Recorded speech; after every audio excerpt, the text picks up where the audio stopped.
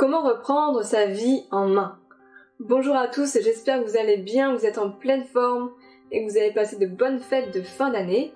Je suis Annabelle de Zen et Épanouie pour vous aider à renforcer votre bien-être dans votre vie. Alors très souvent, la nouvelle année c'est l'occasion de repartir sur de bonnes bases, de repartir de zéro et de changer des choses qui ne nous conviennent plus dans notre vie. Ça peut être par exemple d'améliorer ses relations, d'améliorer sa communication, d'améliorer la relation qu'on a à son corps, de prendre plus de temps pour soi, de changer de travail ou au moins d'améliorer des choses pour qu'il y ait plus d'intérêt pour nous, etc. Mais ce n'est pas toujours évident de changer des choses. Ça peut paraître insurmontable, ça peut faire peur, parce que voilà, ça va demander de se confronter à des peurs, de se confronter à un inconnu. Et je sais parce que je l'ai vécu moi-même, ces sentiments de ne pas savoir comment faire, d'être un peu perdu et d'avoir l'impression qu'il y avait une montagne devant moi et de ne pas savoir comment m'y prendre. Donc c'est pour ça que j'avais envie de vous partager quelques conseils pour vous aider à reprendre votre vie en main. Parce qu'en fait, reprendre sa vie en main, ça demande du courage, parce que oui, il va falloir affronter des peurs. Le changement, ça peut être douloureux parfois, mais ce qui est douloureux aussi, c'est de rester au même endroit dans une situation qui ne nous convient plus. Donc voyons ensemble quelques éléments pour vous aider à reprendre le pouvoir sur votre vie.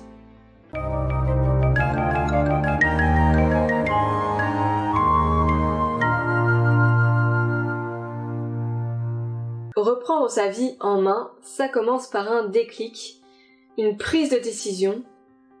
Prendre la décision qu'aujourd'hui c'est bon. J'en ai marre, j'en ai ras-le-bol, je change ma vie, je fais des choses pour que ma vie me corresponde de plus en plus. Et très souvent, cette décision, ce déclic, il a lieu quand la souffrance s'est suffisamment accumulée pour qu'on se dise non, je peux plus vivre comme ça, il faut vraiment que les choses changent, il faut que je fasse quelque chose.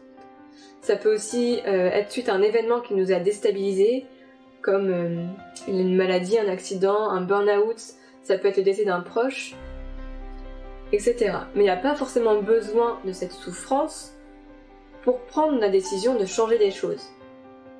Et même je vous invite à changer des choses le plus tôt possible dans votre vie, dès maintenant, parce qu'en fait plus on attend et plus la souffrance elle s'accumule, et puis après c'est difficile, ça demande plus d'efforts, plus d'énergie pour changer des choses dans sa vie.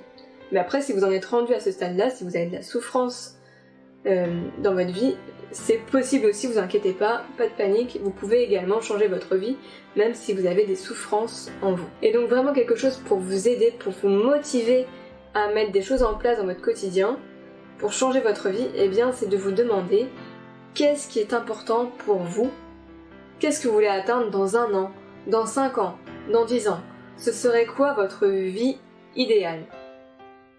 Parce qu'en fait des fois on a envie de changer de vie, mais en fait on ne sait pas vraiment ce qu'on veut, on ne sait pas vraiment ce qui est important pour nous, et donc c'est très difficile d'avoir ce qu'on veut quand on ne sait même pas de quoi on a envie. Donc déjà voilà, c'est vraiment une première étape, savoir ce que vous voulez. Et une fois que vous avez ça, eh bien ça va être de commencer à mettre en place des actions, des petits pas, pour aller vers cet objectif. Alors, je vous invite vraiment à faire des petits pas, même s'ils sont imparfaits, même si vous faites des erreurs, c'est pas grave. Vous allez vous réajuster au fur et à mesure, mais au moins vous allez faire des choses et vous allez évoluer petit à petit. Tandis que si vous attendez indéfiniment d'avoir l'action parfaite, eh bien vous ne passerez jamais à l'action. Et puis de toute façon, les idées, elles viennent en faisant. Donc vous n'allez pas avoir tout de suite votre plan d'action parfait de A à Z pour aller jusqu'à votre objectif. Et puis l'erreur, elle est humaine, vous avez le droit de vous tromper, ça fait partie des apprentissages, ça fait partie de la vie. Et ce qui peut vous aider à passer à l'action, c'est de prendre vos responsabilités. Arrêtez de rejeter la faute sur les autres, de vous plaindre, de vous mettre en position de victime et de subir les événements, parce que ça vous dessert dans votre quotidien. Et la responsabilité, ce n'est pas de la culpabilité, c'est pas de ça dont je parle, là je parle vraiment de reprendre le pouvoir sur votre vie. Parce qu'il y a des endroits dans notre vie où on a du pouvoir. On a le pouvoir sur nos pensées, en fait nos pensées elles ont le pouvoir qu'on leur donne, on a le pouvoir aussi sur notre énergie, sur notre état interne. Rien qu'en changeant notre respiration, notre posture et nos pensées, on peut vraiment modifier les choses. D'ailleurs, si vous voulez plus de détails, j'ai fait une vidéo sur le sujet, je vous mets le lien juste ci-dessus. Et puis, c'est également changer ses perceptions, changer comment on interprète les événements. Parce que ce n'est pas l'événement qui nous fait souffrir, mais c'est c'est l'histoire qu'on va se raconter par rapport à ça. Parce que si c'était l'événement qui nous faisait souffrir, ça voudrait dire qu'avec un même événement, eh bien 2 personnes vont réagir de la même façon. Alors que ce n'est pas du tout le cas. Si vous regardez 2 personnes qui se font insulter, eh bien il y en a une qui va pouvoir se replier sur elle-même ou se mettre en colère et ressasser l'événement pendant toute sa journée. Et puis il y en a une autre qui va pouvoir s'en détacher, même en rire, et puis voilà, elle va continuer sa journée comme si rien ne s'était passé. Et vraiment la différence de réaction, elle est liée à l'interprétation qu'elles vont faire de l'événement. Il y en a une qui va pouvoir se demander mais qui il est pour oser me dire ça, c'est pas normal, c'est pas juste, etc. Et l'autre personne va peut-être simplement se dire ah bah tiens, il passe une mauvaise journée. Et en fait, l'interprétation qu'on a des événements, elle dépend vraiment de nos croyances, de notre expérience de vie, de nos blessures émotionnelles. Donc il va vraiment falloir travailler là-dessus pour pouvoir changer la façon dont on interprète les choses qui nous arrivent. Et ce qui peut nous aider à faire ça, eh bien ça va être de nous former. Vous pouvez vous former en regardant des vidéos, en assistant à des conférences, en lisant des livres. Parce que ça va vous apprendre à mieux vous connaître, à prendre conscience de vos croyances et à pouvoir les modifier. Ça va également vous donner des outils pour être mieux dans votre corps, dans votre tête, apprendre à vous fixer des objectifs motivants et à rester motivé, apprendre à mieux gérer votre temps, ce qui va vous permettre d'être plus efficace et de profiter pleinement de votre vie. Et je vous invite vraiment, quand vous regardez des vidéos, quand vous assistez à des conférences, d'appliquer ce que vous apprenez. Parce que la connaissance, c'est bien, mais ce qui fait réellement la différence, c'est de passer à l'action dans sa vie et de changer les choses. Donc on a vu ensemble 4 clés pour vous aider à reprendre votre vie en main.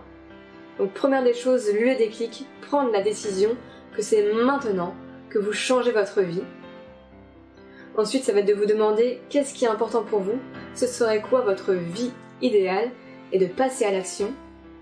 Puis ça va être de reprendre vos responsabilités, de reprendre le pouvoir sur vos pensées, sur votre énergie, sur vos perceptions.